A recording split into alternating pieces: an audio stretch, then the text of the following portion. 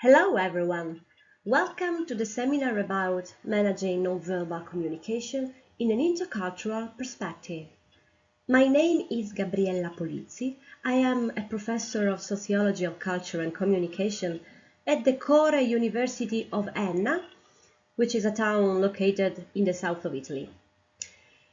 Well, today I'm going to talk about the importance of nonverbal communication when people from different cultures interact.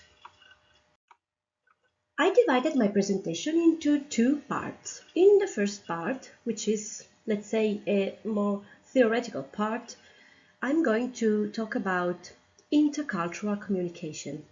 I'm going to analyzing separately the concept of culture, then the concept of communication, in order to give a definition of what intercultural communication means. After this, I'm going to discuss about the importance of nonverbal communication in an intercultural perspective. And at the end of this part, I'm going to show a brief extract of an interview of a psychologist, a psychotherapist, who works with refugees and asylum seekers. This interview can be very useful because it highlights the importance of communication for people who work with refugees and asylum seekers. The second part of my presentation is a more practical one because I'm going to talk about the different codes of nonverbal communication, how to manage different nonverbal communication codes when we communicate with people belonging to other cultures. For each of these 8 nonverbal codes, which are physical appearance, proxemics, chronemics, kinesics, haptics, oculesics, vocalics, and olfactics, I'm going to highlight the possible challenges, the possible problems that can occur every time people of different cultures interact. Because when we as human beings interact, we use, of course, our words, our spoken language, but there is also a very important, another important type of language that we use commonly, which is the body language. The body language that we use in our daily interaction depends on the culture that we have learned during the whole life. So let's start from the concept of culture. Culture is a historically transmitted pattern of meaning embodied in symbols, a system of inherited conception expressed in symbolic forms by means of which men communicate, perpetuate, and develop their knowledge about and attitude toward life. This is a famous definition of Geertz, the anthropologist. And here we can see different, let's say, symbols, different expressions of culture. Culture is, let's say, embodied in things like sculpture, paintings, opera, music in the shape of album. Here you can see an album by the Beatles, movies at the cinema, comics, but also clothes. This is the typical robe that undergraduate students wear every time they are going to discuss their final dissertation in order to take their final degree. Here we have another example of an artifact that depends on culture. And The same thing here and here. Religious artifacts that people use in order to express their closeness to their gods. Another definition of culture is that by Triandis, who defines culture as a set of human main objective and subjective elements that in the past have increased the probability of survival and resulted in satisfaction for the participants in an ecological niche, and thus became shared among those who could communicate with each other because they had a common language and they lived in the same time and place. Looking at subjective elements of culture, these include concepts such as values, beliefs, attitudes, behaviors, and those foundational conventions most prevalent in the social order. Here you can see the different components of culture, which is, let's say, a multidimensional phenomenon. Then, here I put another definition which I believe can be interesting to you. According to McDaniel and his colleagues, culture is the rules for living and functioning in society. In other words, culture provides the rules for playing the game of life.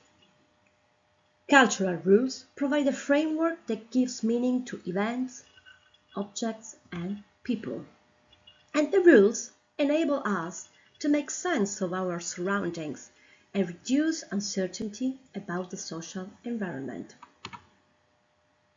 In other words, I like this image of what culture is, because culture has the fundamental function of guiding our lives across the labyrinth of our existence, of our social existence, since we are not individuals, but we live together with other people. We interact constantly with other people. Contemporary definition of cultures commonly mention shared values, attitudes, beliefs, behaviors, norms, material objects, and symbolic resources.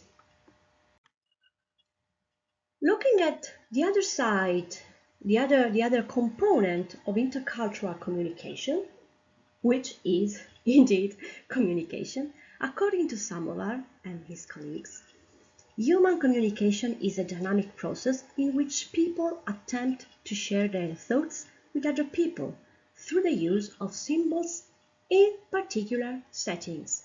In blue, I highlighted the key words of any concept that I'm going to discuss during this presentation. A dynamic process. What does it mean, dynamic process? Let's take a look to the key components of this process. We have some fundamental elements in any communication process, starting from the sender, the person who starts an interaction, who sends a message. Well, he or she can send a message intentionally, but also unintentionally. Anyway, in many cases, he or she will encode a message.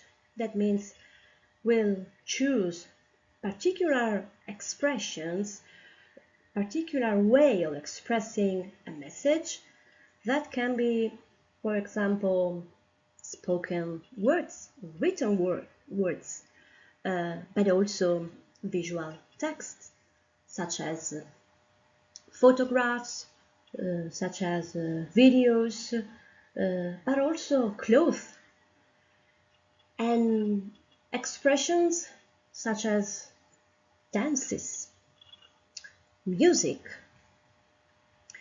And Anyway, after encoding the message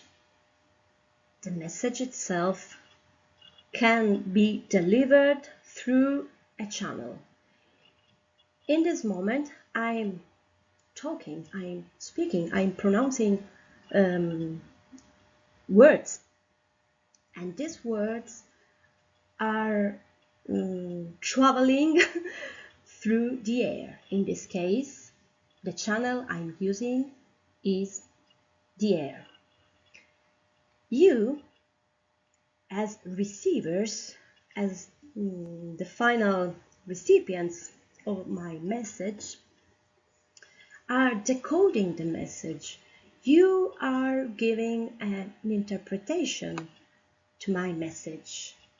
So I have just encoding my message through the words, through English words, and you are decoding my message. You are giving a meaning to my message. But I don't know if you are giving to my message the same meaning I intended. Because in this case, I cannot receive a feedback from you, because this is a, let's say, one direction communication channel. So I cannot hear from you a response, an answer. But in daily interactions, we as senders receive feedback from the receivers of our messages. And this is how any communication process usually works. It is important to note that here you find noise. Noise can be a technical, let's say, rumor, a technical barrier between the encoding and decoding process. But it can also be, let's say, a semantic rumor. Every time the sender and the receiver do not share the same meaning for the same, let's say, tangible expressions. And this is the origin of misunderstandings between people. In particular, communication plays some fundamental roles, which are gathering information about personal and cultural identity. First, communication enables you to learn about the other person, enables you to collect data about the other person. Second, it assists in deciding how to present yourself to that person. Through communication, you can present yourself in a way or in a different one. Then, communicating with others satisfies a basic social need, which is linking up with others. That means getting a sense of inclusion and affection. Finally, communication aims to get others to behave in the ways we want. In other words, in this case, communication deals with persuasion. We often communicate with other people because we want to persuade them to think or to do the things that we want. Now that we know what both culture and communication mean and what their role in our social life is, we are ready to give a definition of intercultural communication. It occurs when a member of one culture produces a message for consumption by a member of another culture. More precisely, intercultural communication involves interaction between people whose cultural perceptions and symbol systems differ enough to influence the communication event. Intercultural communication can be defined as the symbolic exchange process whereby individuals from two or more different cultural communities attempt to negotiate shared meaning in an interactive situation within an embedded societal system. So, we can realize that between culture and communication there is a reciprocal relationship, because by using the words by Samovar and his colleagues, you learn your culture via communication, but at the same time, communication is a reflection of your culture. If we consider how we communicate, we can see that most of our messages, here in the graphic you can see this 55% of our messages are delivered by our body language. 38 are delivered by the tone of our voice. And both body language and tone of voice are called nonverbal codes. Only 7% of our messages are delivered through words, the words that we use. So nonverbal communication is very often more important than verbal communication. It is more effective and it is considered more sincere than verbal communication. We can tell lies through words, but our body usually doesn't tell lies. The problem is that people of different cultures use nonverbal codes differently.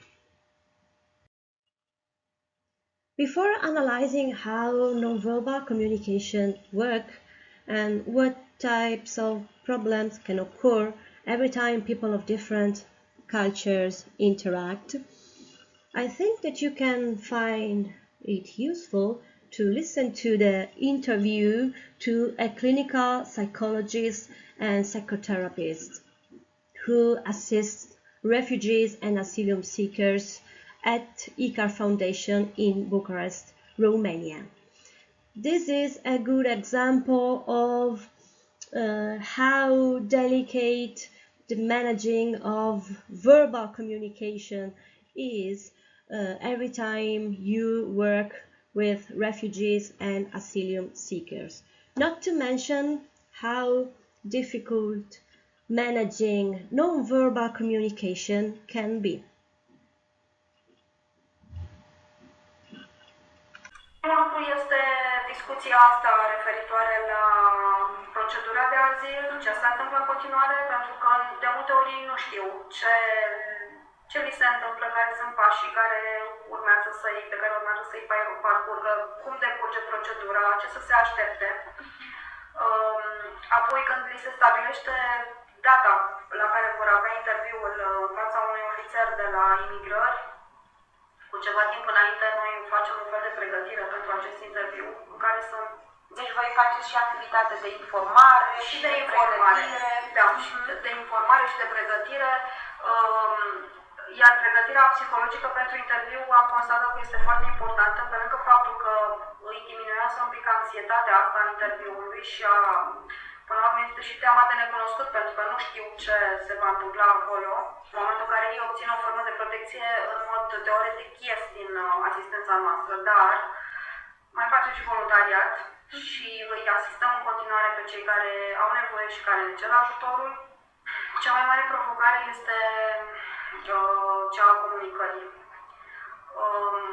Este o foarte mare lipsă de interpreți, de traducători care să ne ajute și este o mare lipsă de fonduri, deci noi nu avem bani suficienți ca să plătim acești interpreți, pentru că ei fac o muncă de multe ori foarte grea, care trebuie plătită. Odată este foarte greu să găsim interpreții și al doilea este greu să-i și plătim. Pe de altă parte, interpreții nu sunt specializați pentru o astfel de activitate. Intervine și la ei sindromul de burnout sau retraumatizare atunci când aud povești care sunt foarte asemănătoare cu ale lor, intră într-o rezonanță și empatizează foarte mult cu persoana cu care lucrăm și atunci au și ei nevoie de consiliere la rândul lor și au nevoie, nu știu, și de pauze și de... și iarăși este foarte delicată problema sexului translatorului, traducătorului, pentru că sunt femei care nu vor să vorbească cu bărbați. Diferențele culturale, iarăși că am ajuns la chestia asta și mi-a venit în minte, sunt foarte importante și trebuie să ținem cont de ele și trebuie să le știm. Sunt femei care, cel puțin din culturile musulmane, care foarte tradiționaliste, care nu este agreat social ca această femeie să vorbească direct cu un străin, fie bărbat, fie femeie, și atunci soțul trebuie să fie lângă ea și practic toată conversația se face prin intermediul soțului. Am folosit de multe ori doi interpreți, pentru că unul traducea, de exemplu, din kurdă în arabă și apoi din arabă în română. Before moving on to the second part of this presentation, here you find the summing up of what I have been talked about so far. So please review all these points, the definitions of culture, how human communication works in terms of process and functions, what intercultural communication is, and finally the importance of nonverbal communication, to answer the questions that you are going to find in the final questionnaire. Let's now move on to the second part of this presentation, that is a more practical part in which I'm going to analyze 8 nonverbal codes of communication, and I'm going to highlight possible challenges, possible problems that can occur every time we communicate with our body, with people belonging to different cultures.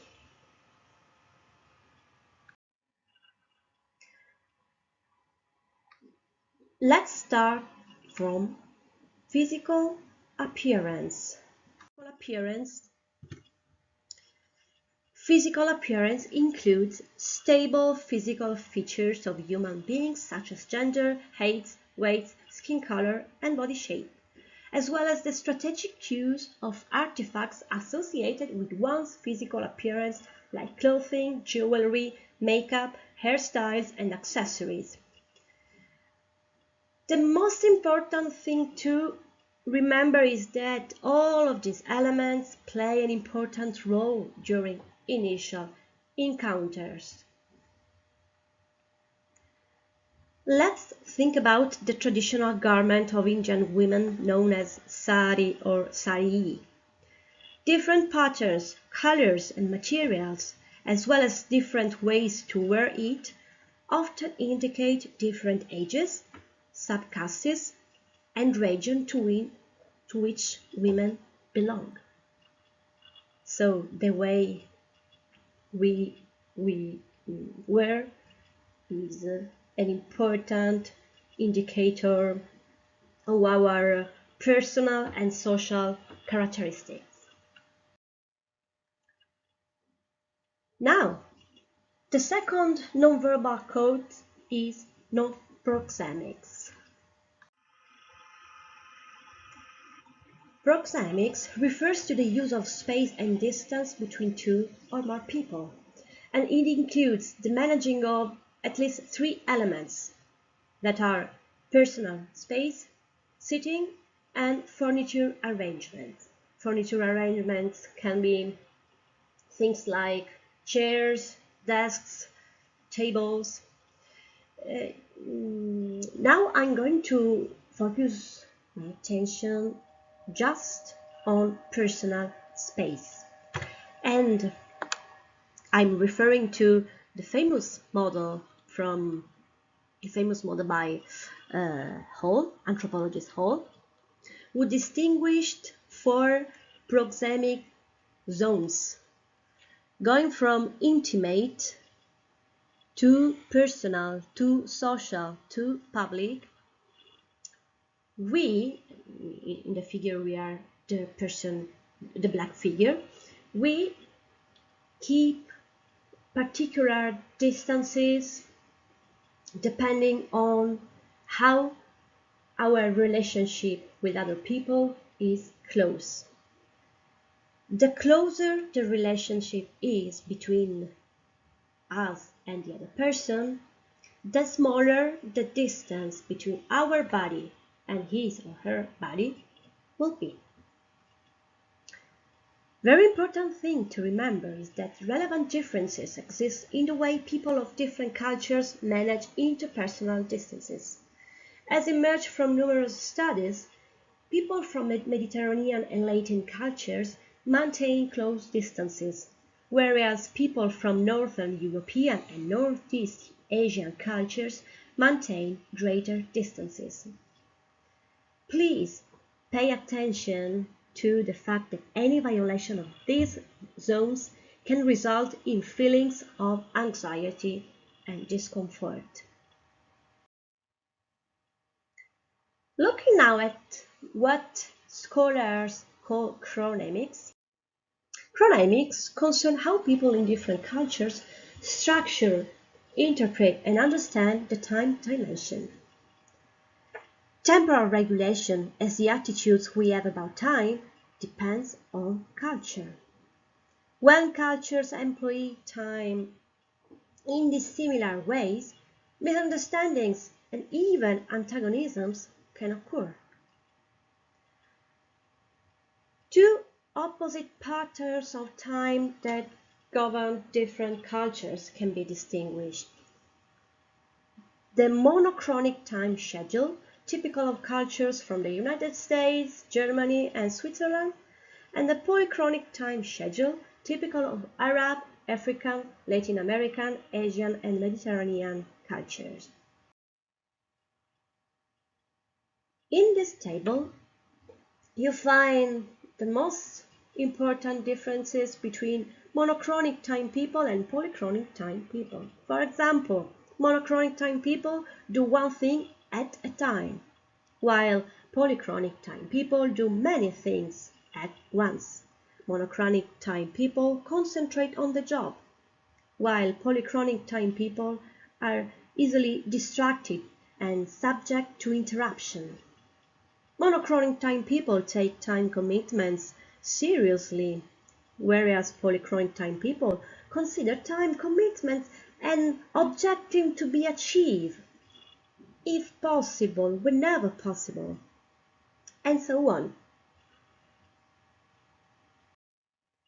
So please pay attention to the way in which people of different cultures use time, and pay attention to the importance of time for them.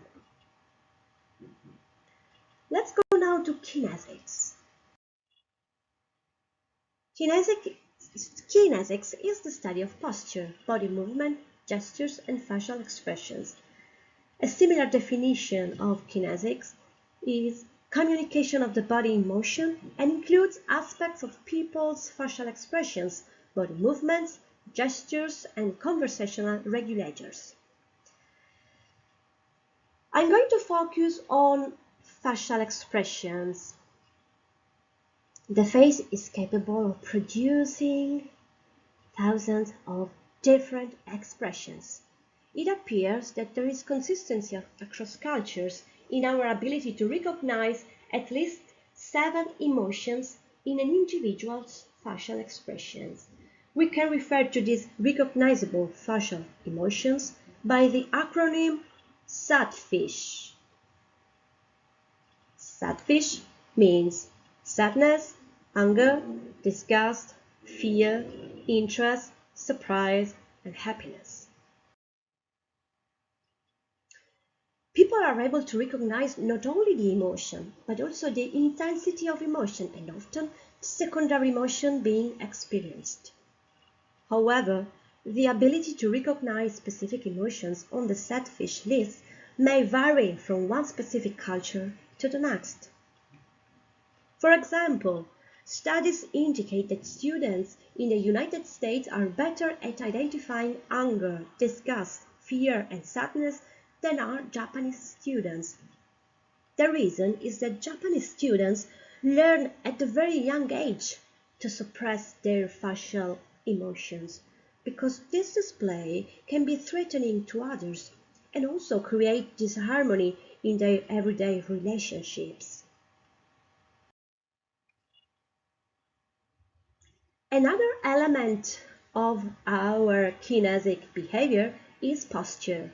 Think for the moment of all the meanings associated with slouching, being stiff, slumping over, crouching, kneeling, pulling back one's shoulders, twitching one's legs, putting one's hand in pockets, bowing, and the like. An example of posture is the bow. Differently from the Americans, for the Japanese, the bow is not a sign of capitulation, but rather it mirrors their value of status and respect. Here you can see 3 different types of bow depending on the, let's call it, hierarchy between people. Actually, the Japanese have a wide range of uses for the bow. It can be a nonverbal way of expressing thank you, a greeting, an apology, a congratulatory gesture, and much more. The actual Japanese ritual is rather complicated.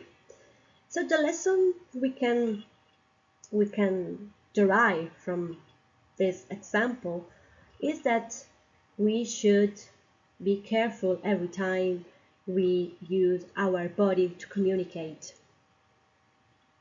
Before starting interaction with a person of another culture, we should be sure of what meanings our posture can have for that person. Another important component of kinesic behavior is gesture. The 4 basic categories of hand gestures and body movements have been categorized as emblems, illustrators, regulators, and adaptators.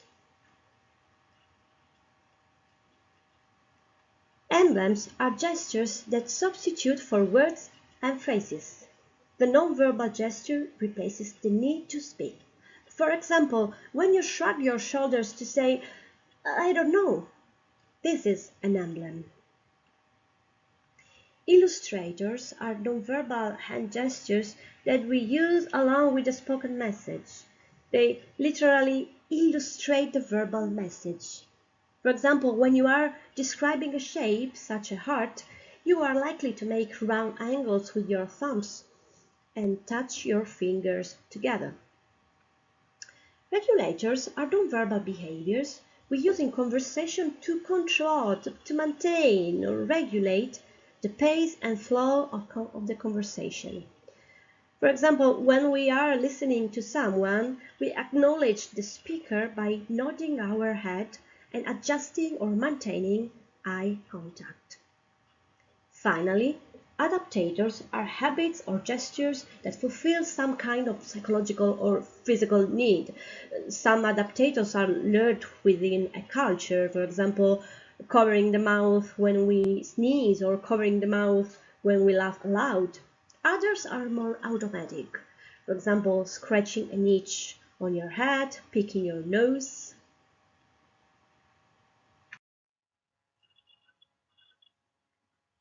Consider all of the messages that can be sent by waving, placing hands on hips, folding the arms, scratching the head, biting fingernails, pointing, making a fist, shaking a finger, etc. Here you can see a gesture, an example of gesture, which have different meanings depending on cultures. In the United States, this gesture is emblematic of the word okay, everything is alright.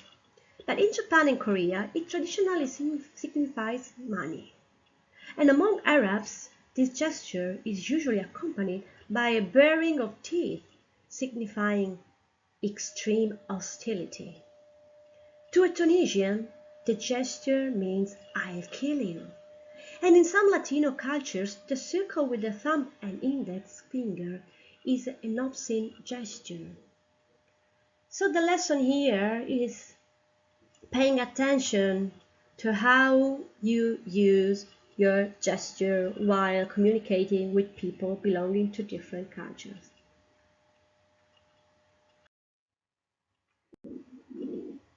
When we use our hands, we can touch people, we can touch things, we can touch objects. This is what scholars call haptics.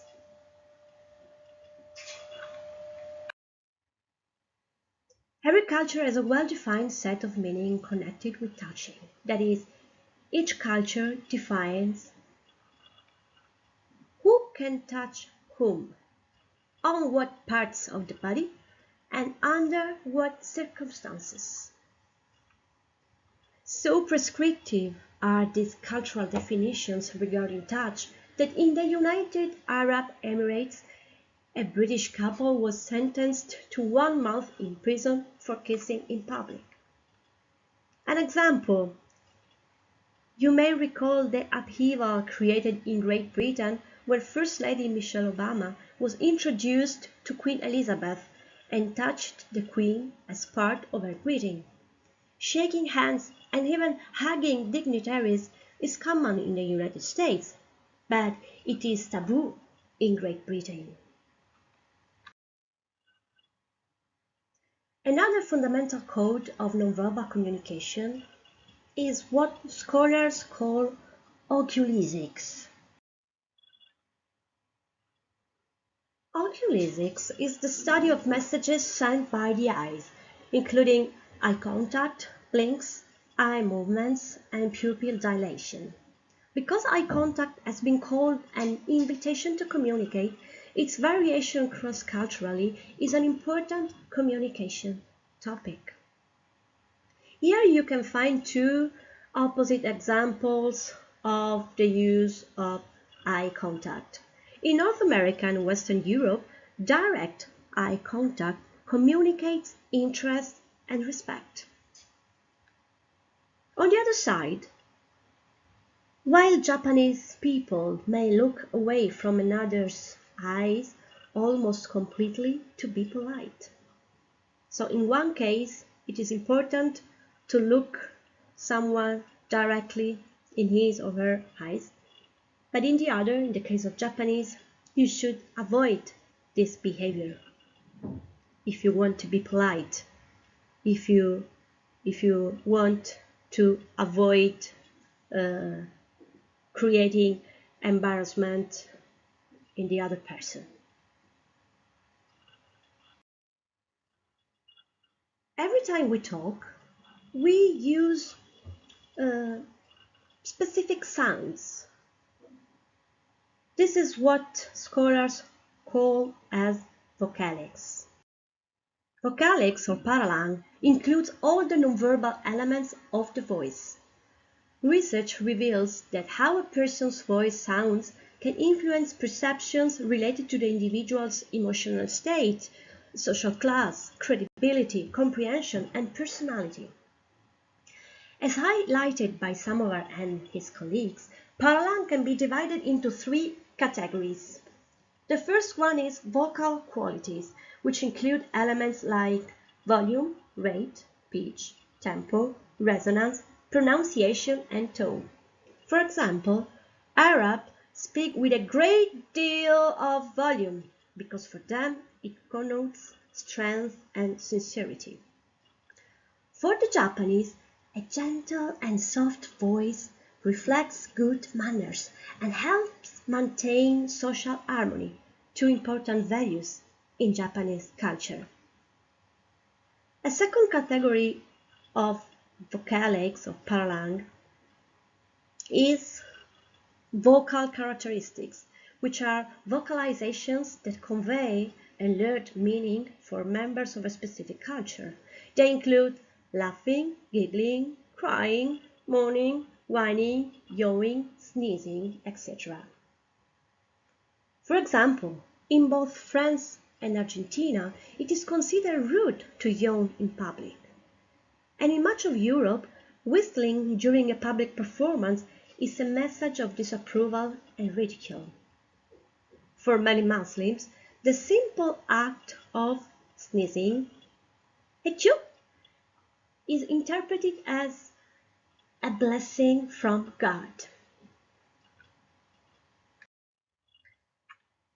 Finally, vocal segregates are sounds that are audible but are not actual words. These sounds are used as substitutes for words. They include sounds like hoo, shh, hoo, oh, mm, mm. For example, Americans and Europeans use the sh sound when they are asking someone to be silent. A very important element is what we call silence, that is, the absence of sounds. It is important because even the absence of sounds can be a tool of communication in itself. How? For example, by providing an interval in an ongoing interaction during which the participants have time to think, check or suppress an emotion, encode a lengthy response, or inaugurate another line of thought. Silence also provides feedback, informing both sender and receiver about the clarity of an idea or its significance in the overall interpersonal exchange. Knowing how various cultures use silence is essential information for anyone who interacts with a different culture. In most Western cultures, talk is highly valued, and it is often difficult to determine the meaning behind someone's silence because it can be interpreted as an indication of agreement, anger, lack of interest, injured feelings, or contempt. It seems that there is a link between cultures that emphasize social interaction, Jewish, Italian, French, Arab, but also American, and their perception of and use of silence. In fact, talking in these cultures is highly valued.